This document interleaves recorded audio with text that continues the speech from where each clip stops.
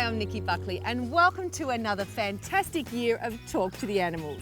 Are we going to see some star performers? You bet. We have a huge lineup of 2- and 4-legged feathered and furry friends, ready to put on quite a show. You ready, guys? This week, Dr. Chris with some cool tips to help our pets beat the heat. This is the new thing in keeping your dog cool in summer. The new breed of horse that makes riding a breeze. All your bits aren't moving around and it's very easy to ride. We meet a pet detective hot on the trail of little runaways and a flurry of feathers as Des catches up with a pigeon fancier. Have a look at this. Oh, he's grabbed it.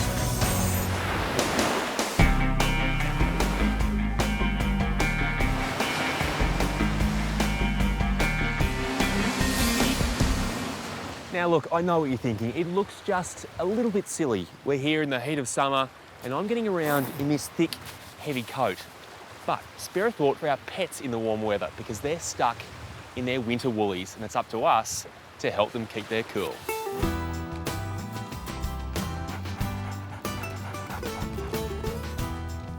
All pets need special attention when the temperature starts to climb, and some breeds need extra TLC. Staffordshire Bull Terriers definitely suffer in the heat. You've got to be really careful with them. Rocky Huxley is a Melbourne dog trainer. His Staffy Smudge looks like a tough little ball of muscle, but he really struggles when it's hot. On a really stinking hot day, I wouldn't take him anywhere unless there was either water available or, like this is perfect situation. I take him to the beach on a hot day, he'll just go straight in the water. Even at the beach, breeds with short snouts like Tiger can quickly become distressed. So, how can you help your dog beat the heat? Firstly, we all need to keep hydrated in warmer weather. So put out extra bowls of water for your pets. And when it's really scorching, remember water and food bowls heat up quickly. So add some ice cubes. We might enjoy working up a sweat when we're exercising, but it's not too comfortable for our little 4-legged mates. If you're taking them for a walk or run, do it early morning or late afternoon when it's cooler. And keep topping up their water. Some handy devices are now on the market for pets. And I reckon this is the ultimate in BYO for your DOG. Just angle it back like that, and there we go. Dogs that really wilt in the heat might benefit from a cooling vest.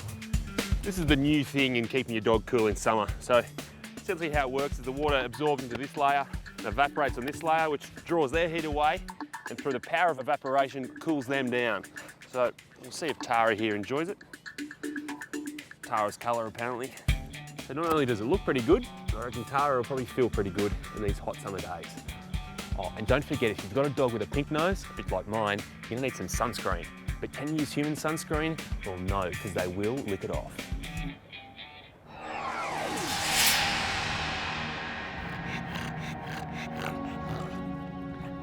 And whilst we do love our cars, there's just so much potential for one of those awful summer horror stories. So come on, mate. Even with the windows down, a closed-up car can become an oven in just minutes. So you're better off finding some shade. Come on.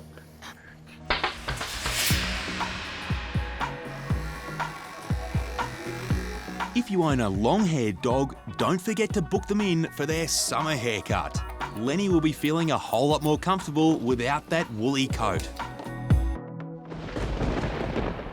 Summer storms can also cause stress for our pets and their owners. A lot of dogs take fright and do a runner. Okay, so you've had your dog microchipped. There it is, which is great if they ever run away. But it's important to realise that a microchip is only as good as the information that's attached to it. If you've moved house or there's a change of pet ownership, contact the National Pet Register to update your microchip details. So there you go, lots of tips to keep your pets cool this summer. First up on Woolworths Pet of the Week is Valentino, a puss with his paw to the pedal. Vroom. Slipping and sliding in next is Millie the Terrier Cross. we're not surprised this playful pooch thinks the park is paradise. And finally, we were delighted to hear that after winning Pet of the Week last year, Oliver the Pomeranian donated his winnings to the Lort Smith Animal Hospital. What a charitable chap. Well, it's always a tough decision, but first prize goes to that terrific terrier Millie. We hope all that playing has made you hungry, because you'll be chowing down on a year's worth of Purina One very soon. And if you think your pet pal's a talented type, why not send in their photos or, better yet, a home video? Check out our website for more details.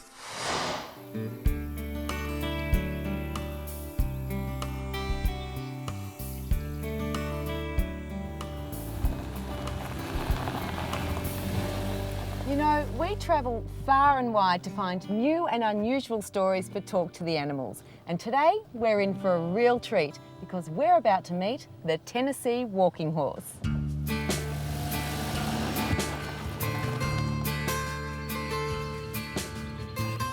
We're not in the USA though, we're in Emerald outside Melbourne.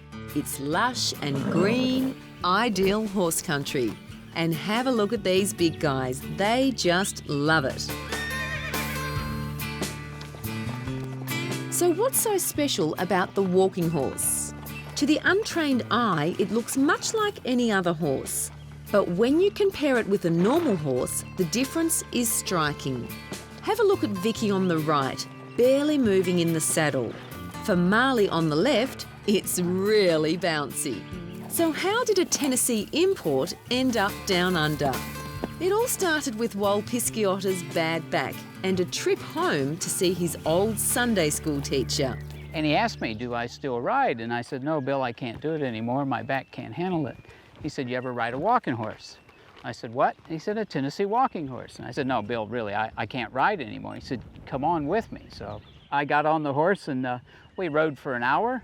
And we got back to the house and I said to Vic, I can't believe this. You know, these horses are so comfortable. Wal was immediately hooked, and so was his wife Vicky. Today, they are the only breeders in Australia. These horses are just smooth, so you just sit there and you just glide along, and it's called the glide ride. And all your bits aren't moving around, and it's very easy to ride. And a lot more comfortable for us girls. A lot more girls. comfortable for the girls, definitely. Because I'm not a horsey person, but what I've seen today has been amazing. It's just how gentle they are. That's right, they're quite remarkable. I mean, they can do anything that... Flighty, but yes, gentle. well, it's all the flies. Trainer Ron Garbett shows me an amazing display of just how gentle. So what's happening now? So what we're going to do is we're going to walk this guy, the stallion, up to the mares. Yep. We call this teasing. And we're going to just find out if this mare's in season and whether she's ready to be covered by this stallion. He's whispering sweet nothings in her ear or in her nostril. It's quite romantic, isn't it? It's lovely. Should we really be here? Interrupting this? Probably not. Oh, that's gorgeous. We could never get this close with any other breed. This is extraordinary. It's easy to see why the breed is also a big favourite with vets. Even with a sore leg, Dylan is a model patient. Yeah, okay, we've got a sore spot there. With the hoof testers. That's what this thing is called. And that's obviously sore, see, Dennis. He's flinching there. Yeah. He doesn't like that. And do you find they're quite a gentle temperament by nature? Excellent. Yeah. Excellent. They're lovely horses to work on. You're a good boy, aren't you, Dylan? Hey? Hey? You're a very good patient. Yes, you are. In the US, the Tennessee walking horse is the third most popular breed. Its history there goes back hundreds of years. In fact, once upon a time, this breed of horse was ideal for wealthy plantation owners and ladies who like to go visiting.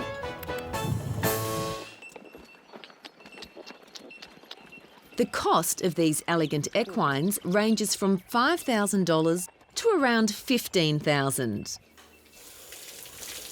You loving that girl, huh? Hey? I have to say, apart from when the flies were bugging her a little bit, that was a very comfortable ride. And the tush doesn't feel too bad either. Hey? Good girl.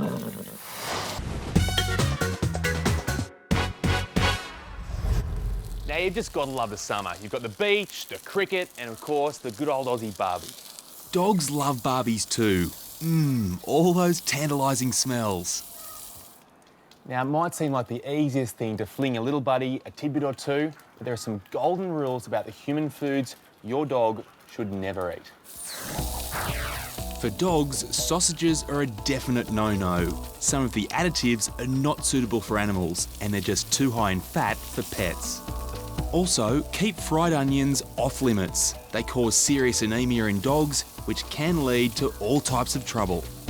And never ever give your dog cooked bones. They can splinter, causing injury to the mouth and throat, and potentially fatal damage to the stomach and intestines. Keep finished plates and scraps way out of reach. Remember, resist those puppy dog eyes and feed them what they're meant to eat, not what they want to eat. One final thing, when you are cleaning up after that barbie, make sure your little mate doesn't give you a hand, because this drip tray with all its fats and juices could be a whole tray of trouble. Here, Shelley. Here, puss. Beanie! Beanie! Where are you? Losing a pet can be devastating. We lost our cat Sammy about a year ago. Luckily, after 3 heartbreaking days, he managed to find his own way home. But there's a much better way to find a missing pet. Isn't that beautiful?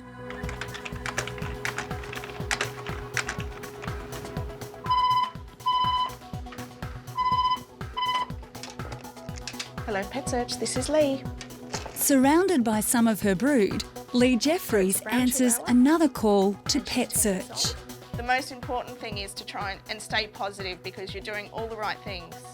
During the last 15 years, Lee's reunited more than 22,700 animals with their owners. So what range of animals do you look for? All kinds. We have pretty much searched for most animals that exist.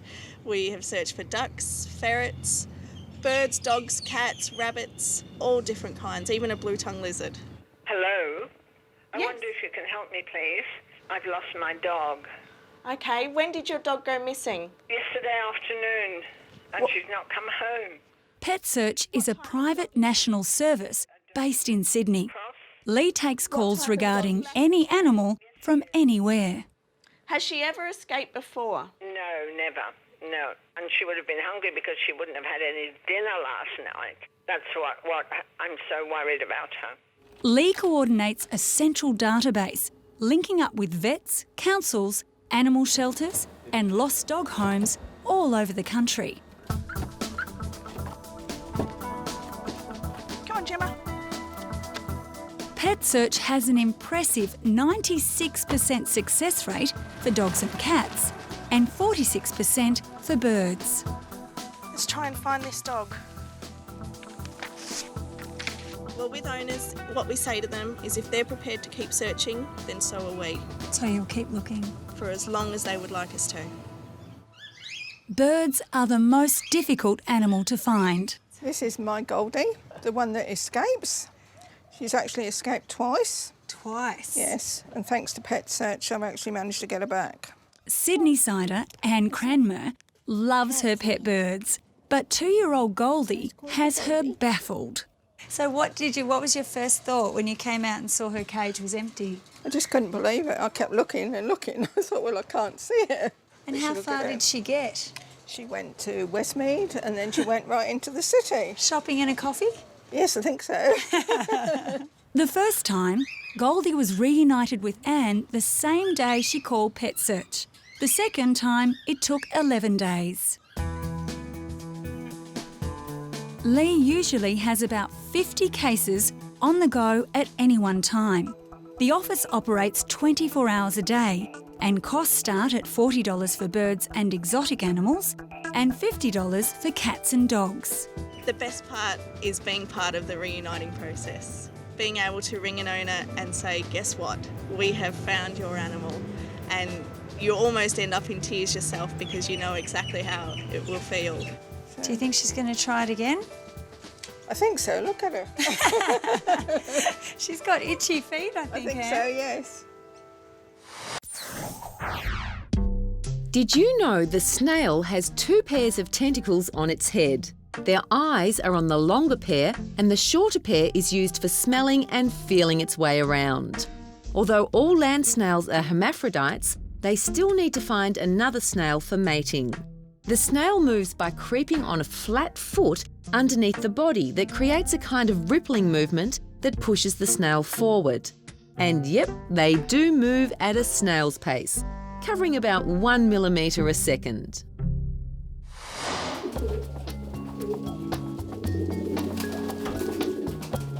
Ah, the humble pigeon, the arch-enemy of statues everywhere, but for pigeon racers like Barry Trewin, a source of endless pride and joy.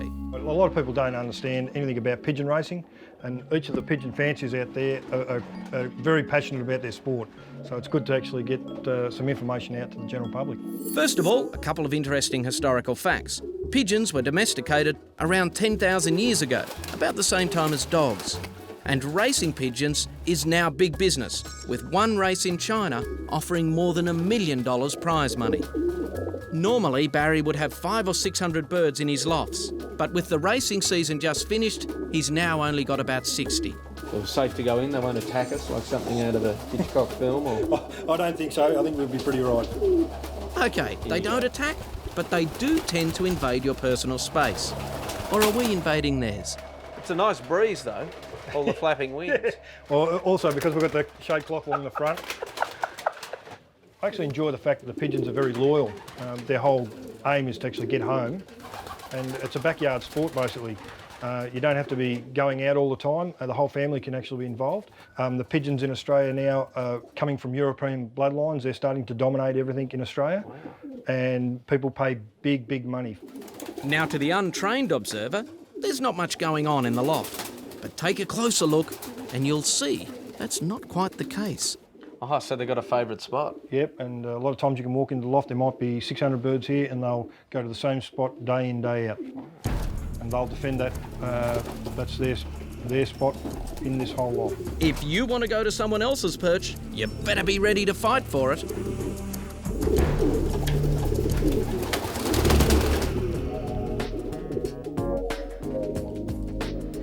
But while some fight, others are searching for their one true love, because pigeons mate for life. Right, now if the Australian cricket team ever needs another expert in the slips cordon, Barry's our man. Have a look at this. Off you go, Barry. Yet another terrific couple of classic catches from Barry Trewin. Terrific stuff that. He really is superb, whether using one hand or two. He really could teach the Aussie cricketers a thing or two. Rounding up the pigeons, though, is much simpler than catching them. With the help of Barry's boys Sam and Brandon, you simply herd them into their cages. OK, that's it. That's it, boys, for those ones. Quiet in the back, you birds. Today, we're giving the birds a short training run to keep up their fitness. Right, Barry, some famous people like their pigeon racing. Mike Tyson, apparently. Certainly do. Of course, Bill Lorry. He certainly does, and we've just picked this one out, and I think we'll call this one Wendy for him. Wendy. Where's Wendy? All right. This is my girl, Wendy. Yes. Let the others go. I'm going to give her a bit of a head start once they... Here we go. We off? Come on, we. Just let her go. There goes Wendy. And what we'll do is we'll try and get some of the others. Come on. They're going the wrong way, Barry. No, they've got the wind taking over a bit here, so they've got to navigate that first. Where's Wendy? The tricky part now is beating the little blighters home as they use the Earth's magnetic field to find their way back to the loft. Good news, the birds have almost beaten us back, and Barry's now using a decoy bird, is it, Barry? Yes, a decoy just to try and bring the birds in. Losing a few feathers, the poor old decoy bird, but now we'll see if we can honourable role. Just get him to fly back into the loft. And who's first home? My girl Wendy. Bill Lorry will be proud. Some of the others, however, are taking advantage of the opportunity to fraternise with the ladies on the roof of the loft. Good luck to them. Hi, I'm Dr. Danny Dusek from Bondi Vet. If you love our show and want to see more, plus some amazing content about pets and how to care for them, hit the subscribe button. Click that little notification bell and we'll see you on our next video.